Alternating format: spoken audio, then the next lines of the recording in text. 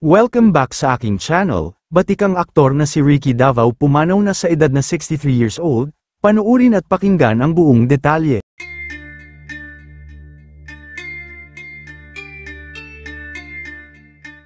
Muli ngang nagluksa ang mundo ng showbiz industry matapos ang malungkot na balita ngayon patungkol sa nangyari sa veteranong aktor na si Ricky Davao, dahil nitong Huwebes lang ay tuluyan na siyang namaalam sa edad na 63. Si Frederick Charles Caboles Davao sa tunay na pangalan, na mas nakilala sa kanyang screen name na Ricky Davao ay maituturing na isa rin sa mga naging haligi ng showbiz industry dahil sa naging ambag nito dahil sa mga pelikulang nagawa nito na talaga nga naman sumikat din. Kung batang 90s ka nga, ay tiyak ay isa ka rin sa humanga sa kanya dahil sa husay niya sa pag-arte at galing niya pagdating sa mga action movie na kanyang pinagbidahan noon. Isa na nga dito ay ang alias Boy Life, Kakambal Ko sa Tapang, Billy Zapanta at marami pang iba.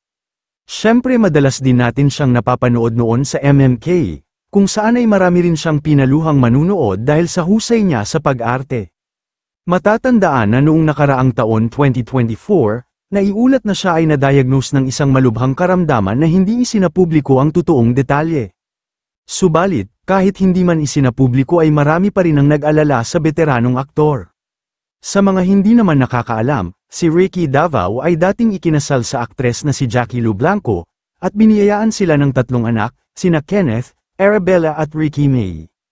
Siya rin ay nakababatang kapatid ng aktor na si Bing Davao at anak ng yumaong veteranong aktor na si Charlie Davao. Matatandaan din na huli siyang napanood bilang bahagi ng cast ng musical show na Silver Lining Redux. Sa pamilya ni Ricky Davao, ay lubos po kaming nakikiramay at maraming salamat po sa malaking naiambag ni Mr. Ricky Davao sa mundo ng showbiz dito sa Pilipinas na isa rin sa naging malaking haligi ng industriya.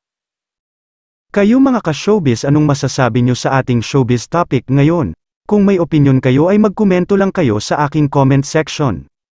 At syempre kung bago pa lang kayo sa aking channel ay mag-subscribe na kayo para lagi kayong updated sa mga showbiz trends na ina-upload ko. Maraming salamat po.